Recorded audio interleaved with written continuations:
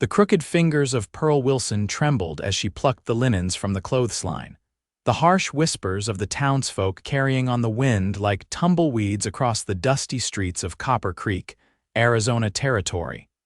1878. She'd grown accustomed to their mockery over the years, but that didn't mean the barbs stung any less when they found their mark. The rheumatoid arthritis had twisted her once nimble hands into gnarled branches before she'd even turned 25, leaving her dependent on her aunt's charity and the meager income she earned as the town's laundress. "You missed a spot, crooked hands," called Beatrice Morgan as she sauntered past with her gaggle of well-dressed friends, their laughter cutting through the afternoon heat. Pearl kept her eyes fixed on her work, refusing to give them the satisfaction of her tears. At 27, she'd endured enough cruelty to build calluses over her heart as thick as those on her palms. She concentrated on folding the bedsheets with as much precision as her twisted fingers would allow, trying to ignore the ache that had settled into her joints after hours of scrubbing. "Need some help with those?" The voice was deep and unfamiliar, tinged with an accent that suggested he hailed from somewhere in Texas. Pearl startled, nearly dropping the sheet she'd been folding. Standing before her was a tall man with sun-bronzed skin and eyes the color of a summer storm. His clothes were trail-worn but clean, and the leather holster at his hip carried a well-maintained Colt revolver. The stranger's hat was tipped back slightly, revealing a tangle of sandy-colored hair that curled at the edges. "I don't need charity," Pearl replied, her voice sharper than intended. She'd learned long ago that pity was often just mockery in disguise. The man's lips quirked into a half-smile. "Not offering charity, madam. Just thought those sheets looked mighty heavy, and my mama raised me to help a lady when I could." "Well, your mama would be proud, but I managed just fine on my own." Pearl gathered the folded linens into her basket, ignoring the protest of her aching fingers. "I don't doubt that for a second," he said, tipping his hat. "Name's Fletcher Ford, by the way, just rode into town yesterday. Signed on as a hand at the Circle B Ranch." Pearl hesitated, then nodded slightly. "Pearl Wilson. Pleasure to make your acquaintance, Miss Wilson." His eyes crinkled at the corners when he smiled, and for some reason that simple gesture made her stomach flutter like a startled bird. "Mr. Ford, I'd best be getting these deliveries made before sundown." She lifted her basket, trying to hide the wince that came with the weight. Before she could protest, Fletcher had taken the basket from her hands. "I'm headed into town myself. Mind if I walk with you?" Pearl glanced at his earnest face, searching for any sign of mockery or pity. Finding none, she gave a hesitant nod. "I suppose that would be acceptable." As they walked toward town, Pearl was acutely aware of the stares they attracted. A woman like her wasn't often seen in the company of a man like Fletcher Ford. He was too handsome, too capable, too normal to be associating with Crooked Hands Wilson.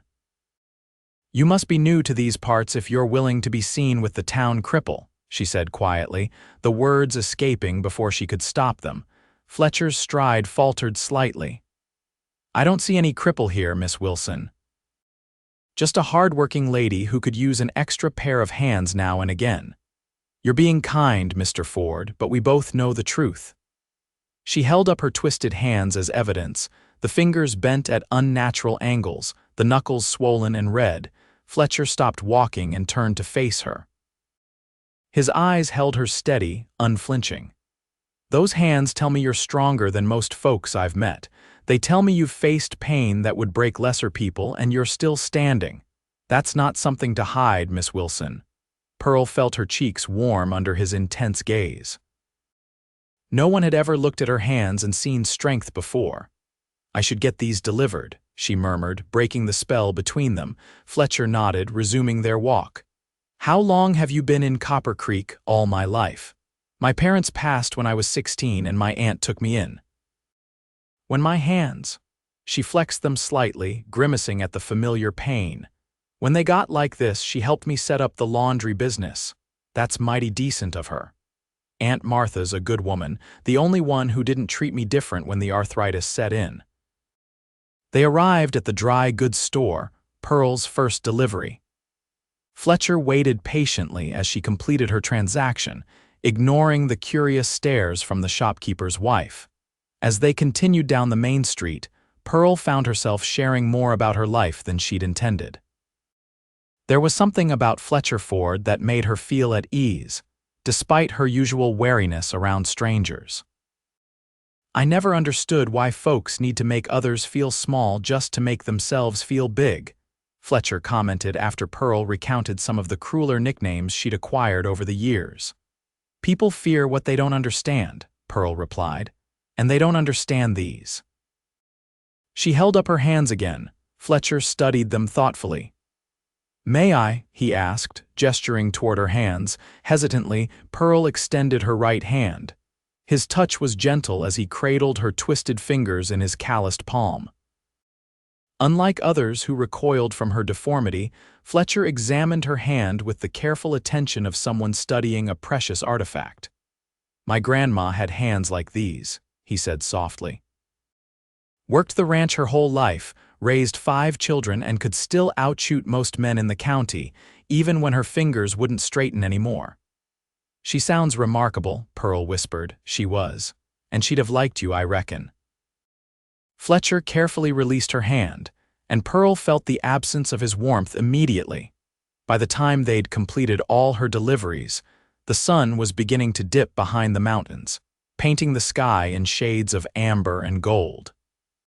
"Thank you for your assistance, Mr. Ford," Pearl said as they approached her aunt's small house on the edge of town. "Fletcher, please." He handed her the now empty basket. "And it was my pleasure, Miss Wilson." "Pearl," she corrected, surprising herself. His smile brightened. "Pearl." He tested the name like it was something precious. "I hope our paths cross again soon." As she watched him walk away, his figure silhouetted against the setting sun, Pearl felt something she hadn't experienced in a very long time: hope. The next week passed in a blur of wash tubs, soap suds, and the constant ache in her hands. Each morning, Pearl scanned the streets for a glimpse of Fletcher Ford, but their paths didn't cross again. She told herself it was for the best. Men like Fletcher didn't court women like her. It was a simple fact, as immutable as the twisted state of her fingers. On Saturday, Pearl was struggling with a particularly heavy load of laundry when she heard the now familiar voice. "Looks like you could use a hand." Fletcher stood at her gate, his hat in his hands and a tentative smile on his face. "Mr. Ford," Pearl greeted, trying to hide her pleasure at seeing him again. "What brings you to this side of town?" "Well, to be honest, I was hoping to see you." He shifted slightly, betraying a nervousness that seemed at odds with his confident demeanor. "I was wondering if you might join me for dinner at the hotel restaurant tonight." Pearl nearly dropped the wet shirt she was hanging. "Dinner with me?" "Unless you know another Pearl Wilson with the most beautiful eyes in the territory." His cheeks flushed slightly at his own boldness. Pearl's heart hammered against her ribs. "Mr. Ford Fletcher, you don't need to do this. If it's out of pity, it's not pity," he interrupted firmly. "I've been thinking about you all week. About your smile, your courage, the way you stand tall despite everything. I'd be honored if you'd join me for dinner." Pearl stared at him, searching for any sign of deception. Finding none, she nodded slowly. "I'd like that." His face broke into a wide grin. "I'll call for you at 6 if that suits." "6 would be fine," Pearl agreed, hardly believing what was happening. After Fletcher departed, Pearl rushed inside to tell her aunt the news. Martha Wilson, a stout woman with kind eyes and a practical nature, raised her eyebrows in surprise. "A cowboy from the Circle B, you say?" she mused, putting down her mending. "Well, that's a turn-up for the books." "It's probably nothing," Pearl said, suddenly doubtful. "Just a friendly gesture." Aunt Martha snorted. "Men don't ask women to dinner at the hotel just to be friendly, my girl, especially not men who look like you describe." "But why would someone like him be interested in someone like me?" Pearl gestured to her twisted hands. Martha's expression softened. "Because you're worth being interested in, Pearl. Your hands don't change that." At 6 o'clock sharp, Fletcher arrived at their doorstep, freshly shaved and wearing a clean shirt under his best vest. He had even polished his boots for the occasion.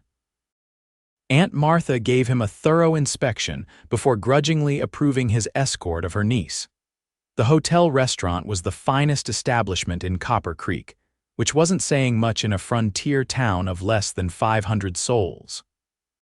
Still, it was a far cry from Pearl's usual haunts, and she felt every eye on them as Fletcher guided her to a table near the window. "People are staring," she whispered, keeping her hands hidden in her lap. "Let them," Fletcher replied with an easy smile. "They're just jealous I'm dining with the prettiest woman in town." Pearl blushed at the compliment. "You shouldn't say things like that." "Why not? It's the truth as I see it."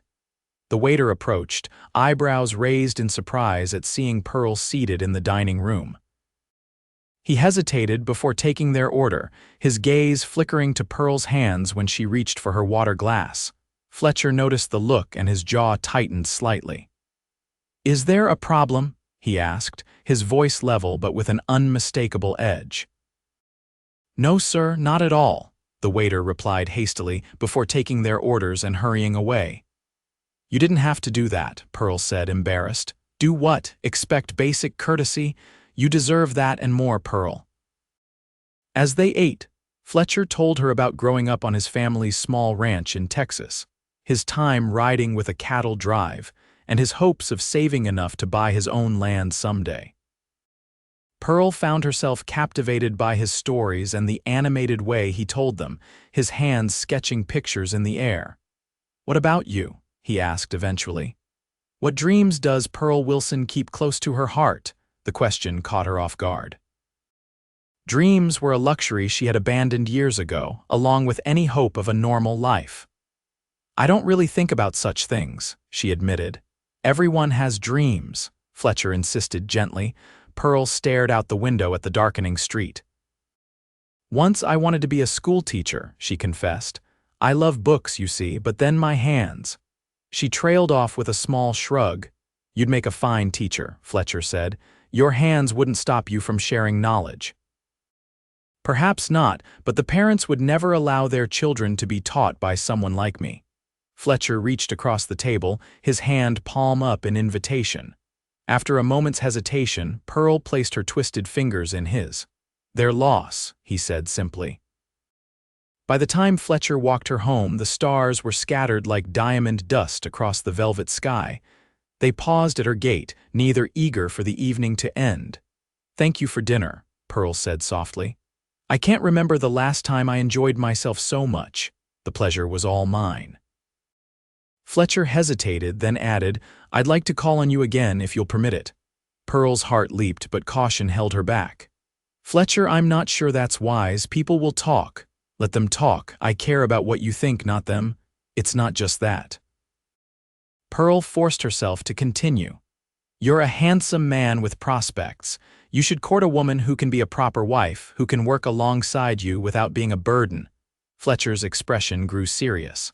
"Pearl Wilson, don't you dare tell me what kind of woman I should court. I know my own mind, and right now it's filled with thoughts of you." Before she could respond, he leaned down and pressed a gentle kiss to her cheek.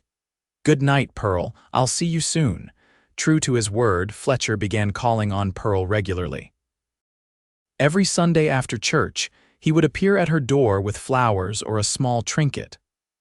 On his days off from the ranch, he often helped her with the laundry, his strong hands making light work of tasks that would have taken her hours to complete alone. The townsfolk watched their courtship with a mixture of curiosity and disbelief. Some, like old Dr. Hayes, expressed approval. "About time that girl found some happiness," he commented to anyone who would listen. Others were less charitable. "He must be after her aunt's property," speculated Beatrice Morgan. "Why else would a man like that waste time on crooked hands?" Pearl tried not to let such talk affect her, but it was difficult not to doubt Fletcher's intentions when she looked at her reflection in the mirror, at the hands that betrayed her at every turn. One Sunday afternoon in late September, Fletcher took Pearl for a picnic by the creek that gave the town its name. The cottonwoods were beginning to turn golden, their leaves rustling in the gentle breeze as they spread their blanket on the grassy bank. "My foreman says I'm the best hand they've had in years," Fletcher mentioned as they enjoyed the apple pie Aunt Martha had packed for them. "Says if I keep it up, I might be looking at a promotion to ranch manager by next spring." "That's wonderful news," Pearl said sincerely, happy for his success. Fletcher nodded, picking at a blade of grass. "It would mean more money, stability," he glanced at her. "A future." Pearl's heart quickened at the implication in his words. "Fletcher, I know what you're going to say." He shifted to face her fully. "That it's too soon, that you're not the right woman for me, that your hands make you somehow less deserving of happiness." Pearl swallowed hard against the lump in her throat. "Aren't those things true?" "Not a single one," Fletcher replied firmly. "Pearl, when I look at you, I don't see your hands. I see a woman of courage and grace who's faced more hardship than most and come through it with her spirit intact. I see someone who makes me want to be better, who makes me feel like I've found a home after years of wandering." Tears welled in Pearl's eyes. "I want to believe you, then believe this." Fletcher took both her hands in his, cradling them gently. "These hands may be crooked, but they hold me straight. They remind me of what really matters in life. They're beautiful to me because they're a part of you." A tear slipped down Pearl's cheek. "No one's ever said anything like that to me before. Then everyone else has been blind." Fletcher raised her hands to his lips and kissed each twisted knuckle with reverence. It was the most tender gesture Pearl had ever experienced, and it broke something loose inside her, a dam of emotions she'd held back for years. Her tears flowed freely now, not from pain but from the overwhelming realization that Fletcher truly saw beyond her disability. "I think I'm falling in love with you, Pearl Wilson," Fletcher whispered, his own eyes suspiciously bright. "I think I already have," Pearl admitted, her voice trembling but certain. Their first kiss was gentle, a promise sealed beneath the golden canopy of cottonwood leaves. Pearl felt as though she'd been given a gift. She never dared hope for the chance to love and be loved, not despite her hands, but with them accepted as part of who she was. As autumn deepened into winter, Pearl and Fletcher's courtship continued to flourish, despite the ongoing whispers and occasional open hostility from some townspeople. Beatrice Morgan took particular delight in making cutting remarks whenever Pearl was in earshot, suggesting that Fletcher's interest was either financially motivated or would soon wane. "Men like pretty things," she commented loudly in the general store one December afternoon while Pearl was selecting fabric for a new dress. "Once the novelty wears off, he'll find himself a woman with proper hands who can actually take care of a husband." Pearl pretended not to hear, but the words burrowed deep, feeding the doubts that still plagued her despite Fletcher's unwavering devotion. That evening, as she struggled to button her coat with fingers made more painful by the cold weather, Pearl wondered if Beatrice might be right. What kind of wife could she be to a rancher when she couldn't even manage the simplest tasks without difficulty? Her melancholy thoughts were interrupted by a knock at the door. Fletcher stood on the porch, snow dusting his hat and shoulders, his cheeks ruddy from the cold. "I wasn't expecting you tonight," Pearl said in surprise. "Fletcher usually rode into town on Saturdays, not midweek." "I couldn't wait," he replied, stomping the snow from his boots before entering. "The ranch owner's son is getting married in Denver next month, and he's invited all the hands to attend. I was hoping you might accompany me." Pearl blinked in surprise.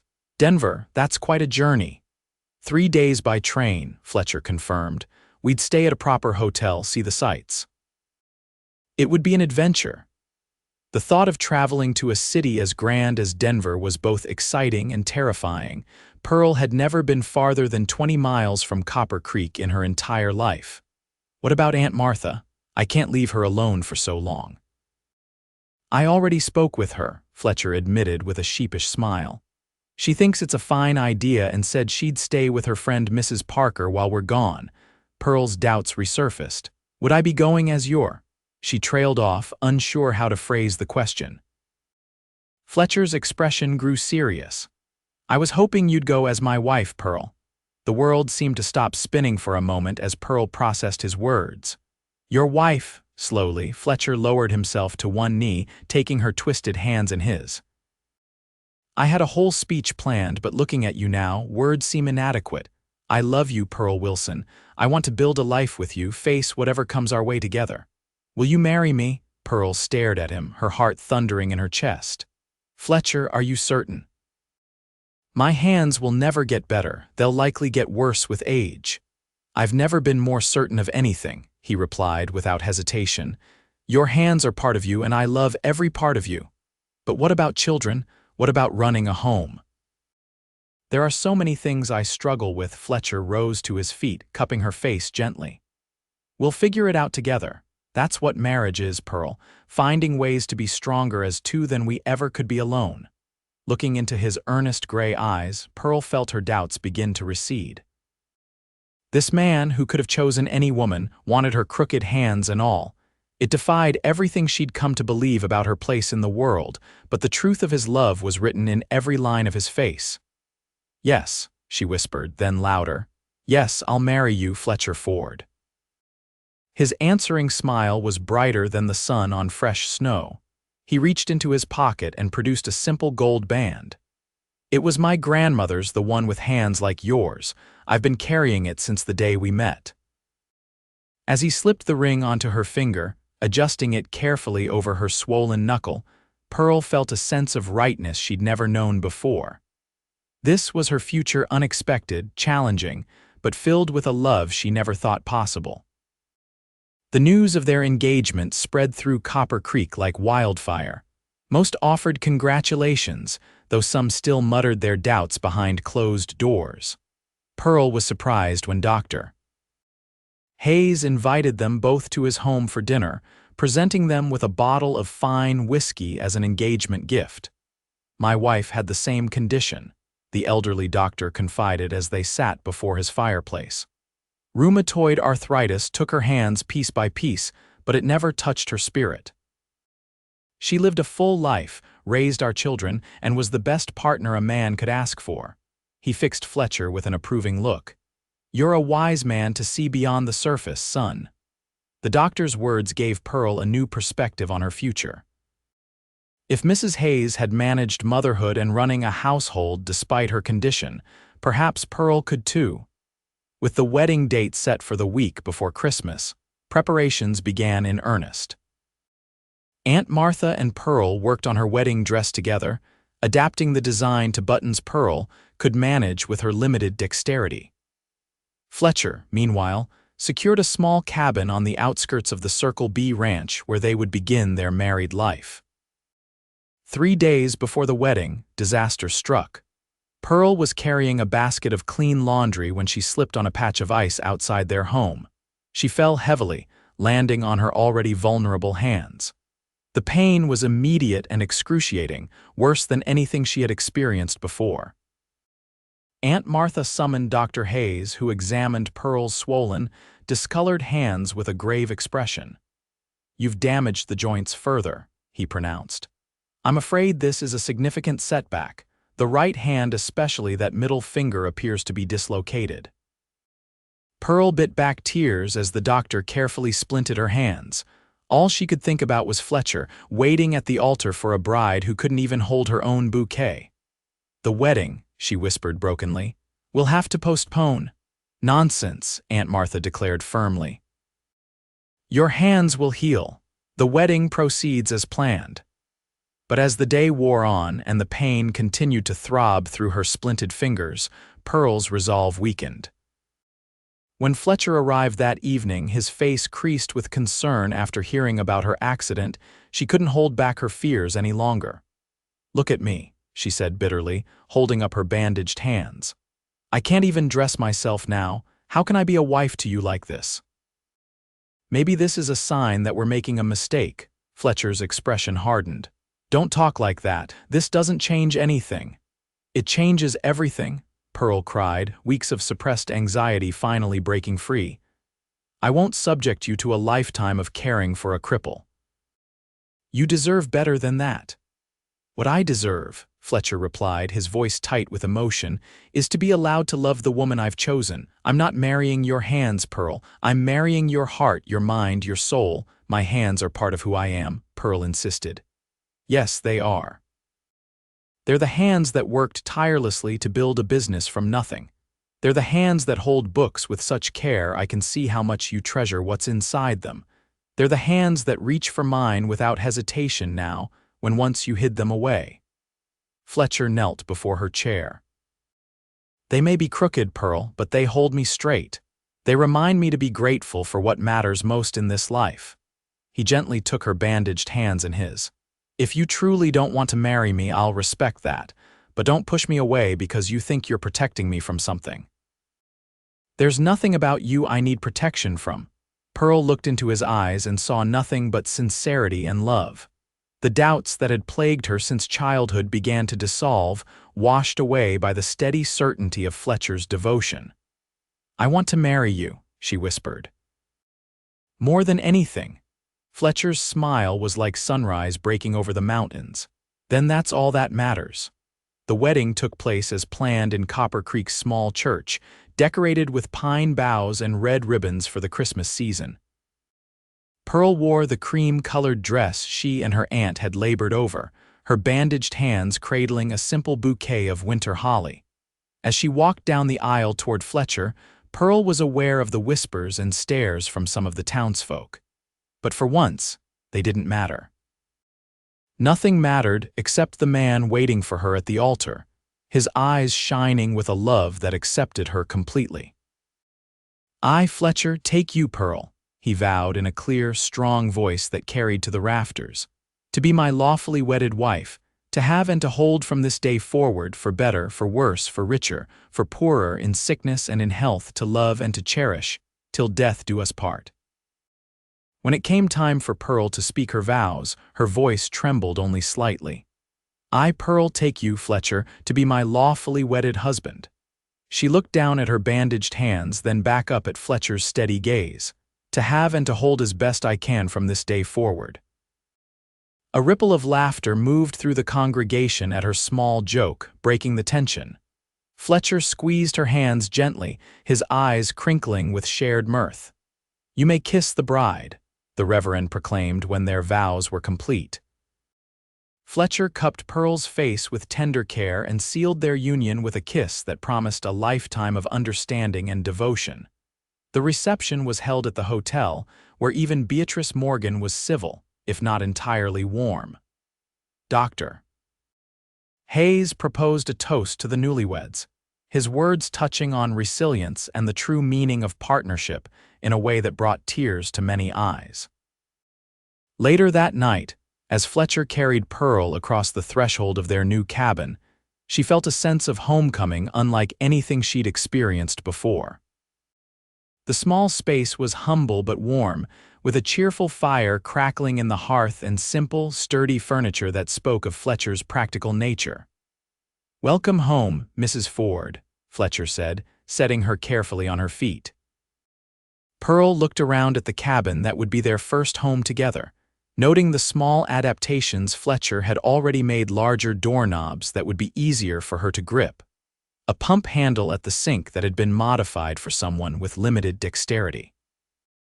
You've thought of everything, she said, deeply touched by his thoughtfulness. I want this to be a place where your hands don't define what you can and cannot do, Fletcher explained. It may take some trial and error, but we'll make it work. As they settled into married life, Pearl discovered that Fletcher had been right. Together, they found ways to overcome the limitations her condition imposed. When buttons proved too difficult on bad days, Fletcher helped her dress without a hint of impatience. When cooking became painful, they prepared meals side by side, his hands taking over the tasks that were beyond her ability.